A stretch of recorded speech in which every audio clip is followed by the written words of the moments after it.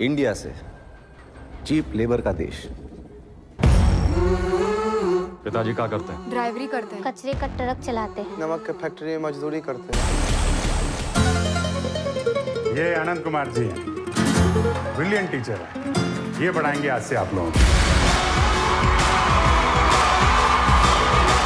सबसे बड़ा और सबसे लंबा छलांग हम ही मारेंगे।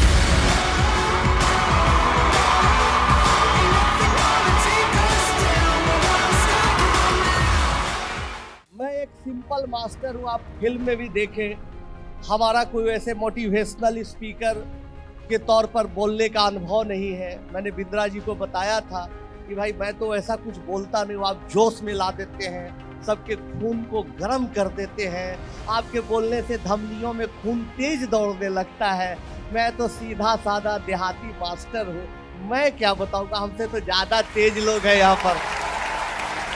लेकिन बिंद्रा जी कहे बहुत अच्छी बात कि आप जो भी लाइफ में फील किया, जो भी आपको लगा कि सच है, वो आप 15-20 मिनट में हमारे साथियों से बातचीत करिए। तो दोस्तों, बहुत सारी कहानियां, 510 कहानियां हैं, उसमें से एक ही कहानी सुनाना चाहेंगे। सब कहानियां एक पर एक है। शशि नारायण की, भाई बेचारा छोटा सा सुसाइड कर लेता है, घर में गरीबी, कुछ नहीं, बहुत मुश्किल से जीता है, लेकिन शशि हिम्मत नहीं हारता। नहीं, गरीबी है तो लड़ेगा गरीबी से।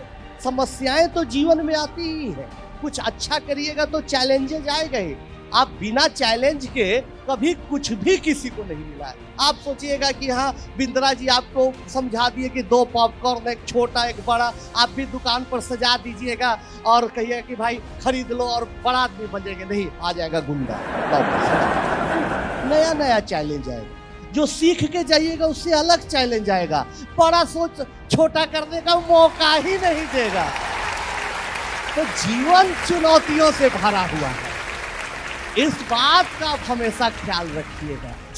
आपका दुकान है बगल में, आप बड़ा छोटा पॉपकॉर्न सजाए हुए हैं, अच्छे से काम कर रहे हैं, मेहनत से काम कर रहे हैं, मकान मालिक को लगा कि भाई तो कमा रहा है, भाई कल आप दुकान खाली करें। कुछ भी समस्या आ सकती है। जीवन में चुनौतियों के लिए हमेशा तैयार रहनी चाहिए। ये बात भी देखिए, हम अपनी एक्सपीरियंस को बोल रहे, कोई पॉइंट वाइज नहीं बोल रहे, कहानी के जरिए बता रहे, आप उसको समझते नोट करते जाइएगा। तो शशि चैलेंज किया कि ठीक है, 10th पास किया, गवर्नमेंट स्कूल से हमारे पास आया, रात दिन एक करके पढ़ाई किया। बाकी नहीं सर, आप अगर 5 घंटा पढ़ने के लिए कहिएगा तो मैं 10 घंटा पढ़ूंगा, अगर आप 10 घंटा करिएगा पढ़ने के लिए तो मैं सोऊंगा नहीं, हम मेहनत करेंगे सर, आप हमको सुपर 30 में रखिए, हम क्या आ जाए। पढ़ते पढ़ते पढ़ते मेरे दूसरे बैच का लड़का था, पढ़ते पढ़ते मेहनत करते करते इसका IIT में हुआ, खड़गपुर में, मुश्किल से IIT खड़गपुर। क्यों? क्योंकि इसका रैंक उतना अच्छा नहीं था, इस परिवेश से आता था, उस परिस्थिति से आता था कि इसका बैकग्राउंड, पढ़ाई उतनी बड़ी नहीं, लेकिन ये हो गया भाई, IIT गया, वहाँ भी मेहनत नहीं छोड़ा। क्योंकि लाइफ में जब आप एक कदम आगे बढ़िए तो अगला उसके अगला सोचते रहिए। तो मेहनत करते रहा, इंग्लिश सीखा, प्रोजेक्ट लिखते रहा, करते करते फर्स्ट ईयर में ही इतना अच्छा मार्क्स लाया, IIT खड़गपुर का सारा रिकॉर्ड तोड़ दिया और कंप्यूटर साइंस। फिर मेहनत किया, मेहनत करते करते यूरोप में होने वाले सबसे बड़े यूरोपियन साइंस स्कॉलरशिप कंपटीशन में लाखों लोग पूरे दुनिया से उसमें अप्लाई करते, उसमें शशि अप्लाई किया। आप गूगल आराम से प्रोग्राम के बाद करके शशि नारायण सर्च करिएगा। जब रिजल्ट आया तो मुझे भी विश्वास नहीं था कि क्या मेरा चेला, मेरा स्टूडेंट इतना अच्छा कर देगा, पूरे वर्ल्ड में इसका रैंक 1 था। और आज यही शशि गूगल में लंदन में साइंटिस्ट है, आप देख रहे हैं, और एक ब्रिटिश लेडी से शादी भी कर।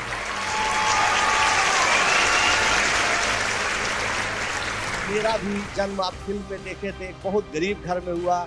पिताजी पोस्टल एम्प्लॉय थे, कैम्ब्रिज में जो एडमिशन हुआ था उसकी खबरें बहुत जगह खबरें आई कि भाई आनंद कुमार के पास पैसा नहीं है, उनको मदद कर दीजिए, मदद करिए। कई बड़े बड़े अखबारों में कहीं कोई मदद नहीं। बहुत बार जीवन में ऐसी परिस्थिति आएंगी कि आपको लगेगा कि कहीं से कुछ भी जुगाड़ लग जाता तो बहुत अच्छा होता। फिल्म में आपको एक घटना याद होगी, जो मिनिस्टर साहब ने बुलाया था पैसे के, याद होगी।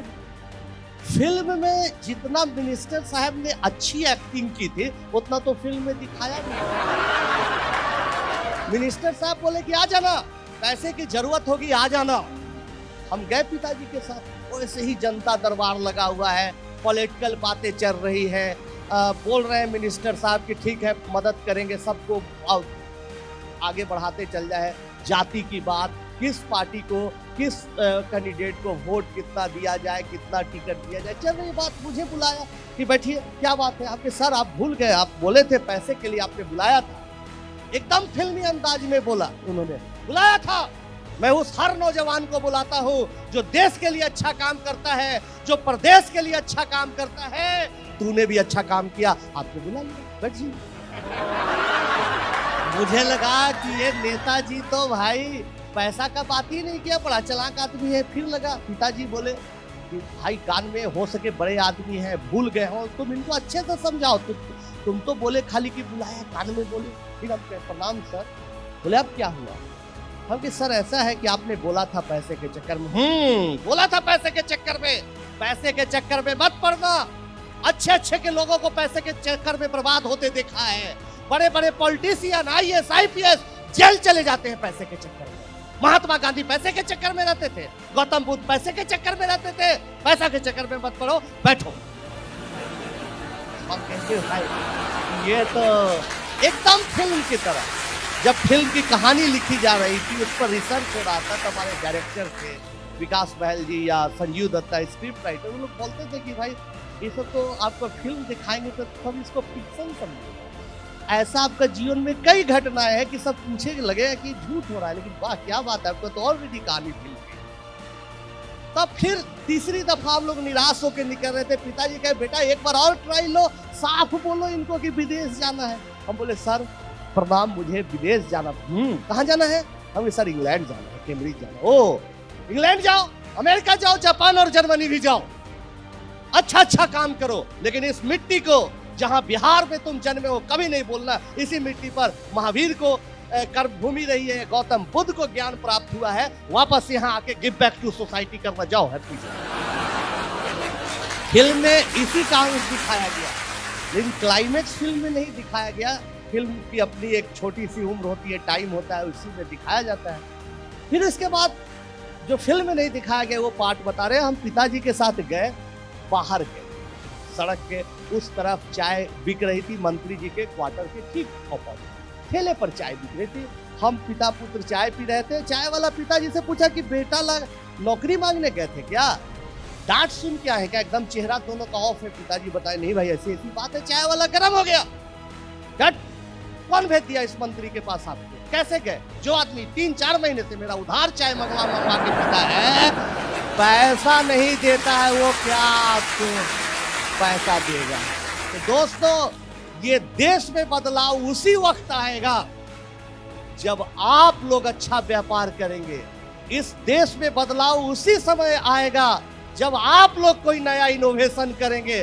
देश आपके सहारे है, राजनीतिज्ञों के सहारे नहीं है। इसको आप हमेशा नोट करिए। आप कितना अच्छा काम करते हैं ये महत्वपूर्ण है। आप कितना देश को टाइम देते हैं ये महत्वपूर्ण है। इसलिए आप इसको करिए, बहुत अच्छा है। बहुत बहुत धन्यवाद। बैठिए। फिर उसके बाद क्या हुआ, पिताजी इतने टेंशन में आ गए, इतने टेंशन में आ गए कि उनको लगने लगा कि भाई हम पैसा नहीं दे रहे हैं, बेटा का हवाई जहाज का किराया भी नहीं दे पा रहे हैं। बहुत दुखी रहते थे। हम लोग बार बार समझाते थे, दोस्त जैसे पिता थे कि अरे आप बेकार टेंशन में है, दिल्ली में पढ़ेंगे, पटना में पढ़ेंगे, कुछ अच्छा करेंगे, आप टेंशन नहीं लेंगे। लेकिन एकदम सडन हार्ट अटैक आ गया पिताजी का। पूरा बारिश हो गई थी, मुश्किल से हॉस्पिटल ले गए, वहाँ उनको मृत घोषित किया। तब माँ पापड़ बनाने लगी। उस समय देखिए दोस्तों ऑप्शन था, ये फिर एक अच्छी बात है।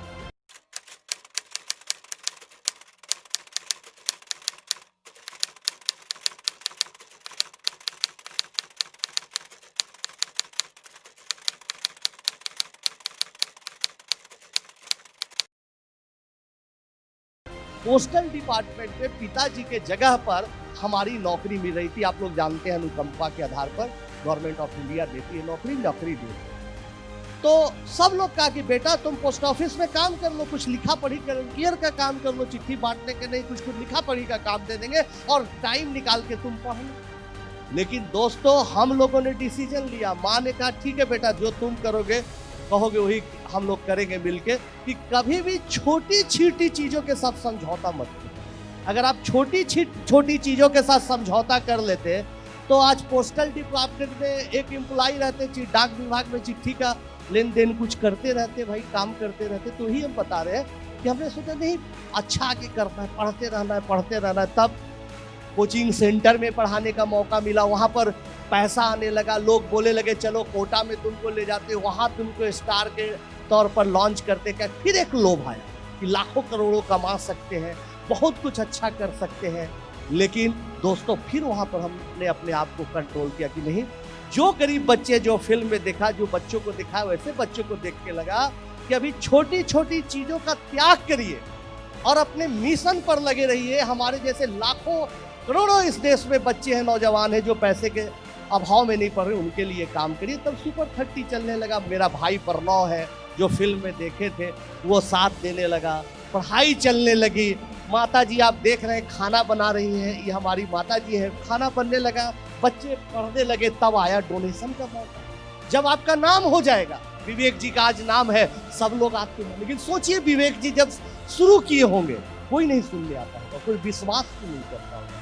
तो कठिनाई उसी समय होती है दोस्तों कि जब आप कोई व्यापार शुरू करिएगा, जब आपका छोटा सा पूंजी, छोटी सी पूंजी से आप काम करिएगा, आप पर जनता यकीन नहीं करेगी, ग्राहक यकीन नहीं करेगा, यकीन बनाना पड़ता है। लेकिन जब रिजल्ट आने लगा, अच्छा होने लगा, तो सब लोग डोनेशन के लिए बोलने लगे। हर आदमी बोला, हर लगभग स्टेट के सीएम बोले, आपके हमारे माननीय मुख्यमंत्री नीतीश जी कई बार डोनेशन के लिए बोला, मनमोहन सिंह जी बोले, मोदी जी बोले, अंबानी जी बोला, महेंद्रा जी बोला। लेकिन दोस्तों फिर हमने समझौता नहीं किया। आज तक हमने 1 रुपया किसी से कोई चंदा, कहीं जाके कुछ बोलते हैं, कहीं जाके कुछ पढ़ाते हैं, 2 पैसा आता है, इसी से हमारा परिवार और सुपर 30 के 300 बच्चों का भोजन भात चलता है। 1 पैसा नहीं लिया।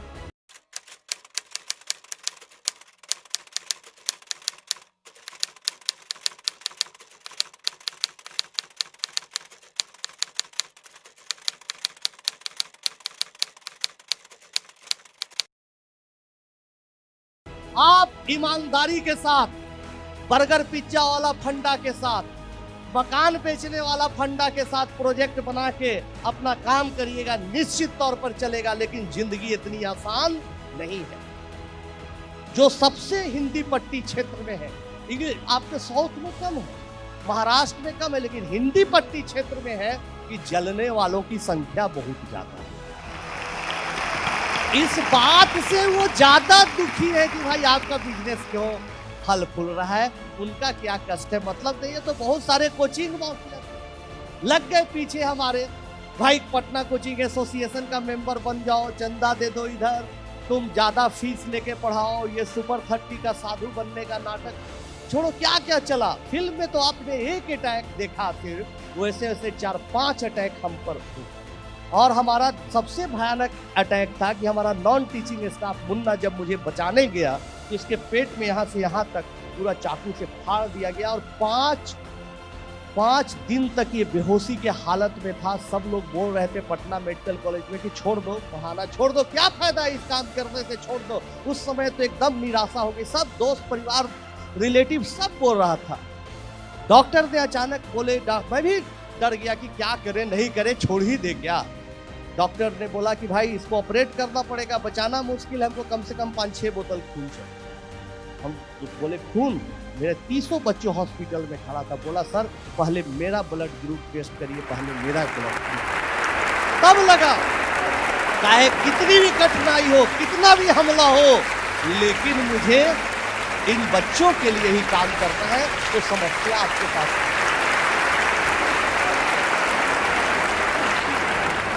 सर एक्चुअली मैं भी, मेरा वर्ल्ड की टॉप यूनिवर्सिटी में सिलेक्शन हुआ तो यूरोप नहीं जा पाया। मैं भी एक कुछ कंट्रीब्यूट करना चाहता हूँ। मैं आपसे ये पूछना चाहता हूँ, इतना डिटर्मिनेशन, इतना डेडिकेशन, इतना पेशेंस कि अपनी पर्सनल हैप्पीनेस को सेक्रीफाइस करके आज पूरी दुनिया के लिए आप इतना बड़ा काम कर रहे हैं, इतना मोटिवेशन कैसे आ गया सर आपके अंदर? बहुत अच्छा सवाल है। बहुत बार हर इंसान को, आपको लगता होगा कि आजकल भी ऐसा हो सकता है कि कभी कभी मुझे भी निराशा होती है। ऐसा नहीं कि कोई आदमी, पहले तो दिमाग में आप ये रख लीजिए, कोई आदमी एकदम एब्सोल्यूट नहीं होता कि जिसको एकदम तकलीफों से लड़ने बहुत महान है, कोई ऐसा नहीं होता, सब नॉर्मल ही होता है। लेकिन मोटिवेशन आने का कई जगहों से आपको कारण खुद खोजना होगा। ऐसा नहीं कि कोई आपको बताएगा या कोई, हर का अलग अलग हो सकता है। हमारे पिताजी जब गुजरे थे तो फिल्म में एक दृश्य दिखाया होगा, आपने देखा होगा कि एक कोट सिलाने गए थे हम। वो अपने कोट को छोटा करवा के इंग्लैंड जाने वक्त हमको एक कोट देने के लिए दर्जी के पास गए थे, हमारी माताजी के साथ। फिल्म में शायद आपको याद है, जब वो कोट सिला गया तो जाना था कैम्ब्रिज, कोट अलमारी में टांग दिया गया। पिताजी कह के अच्छा बेटा जब जाना तो इसको पहन के जाना। हमने कहा कि ठीक है भाई, पहन के जाएंगे। लेकिन पिताजी की मृत्यु हो गई, कोट आज भी टंगा हुआ है। तो जब भी निराशा होती है, जब भी कुछ लगता है कि अब टूट गए, कोई रास्ता नहीं है, तो ही पिताजी द्वारा टांगा हुआ कोट को देखे थे कि पिताजी बोले थे कि जिस दिन तुम कैम्ब्रिज जाओगे, बड़ा आदमी बनोगे, ये कोट को पहन लो। तो आज भी मेरा वो दिन नहीं आया है कि कोट मैं पहन सकूं, इसलिए कभी भी आप हमको कोट में कहीं नहीं देखते होंगे, कोई फोटो में कहीं मैं नहीं जाता हूँ। और मैंने सोचा है कि जिस दिन सच में मुझे लगेगा कि सोसाइटी के लिए कुछ अच्छा काम किया और ऊपर से देख रहे हैं हमारे पिताजी बहुत खुश है, उस दिन मैं जरूर कोट पहनूंगा। कि जब भी निराशा आती है तो सोचता हूँ कि मुझे वो कोट एक दिन जरूर पहनना है, इसलिए निराश नहीं होना है, थकना नहीं है और काम करना है।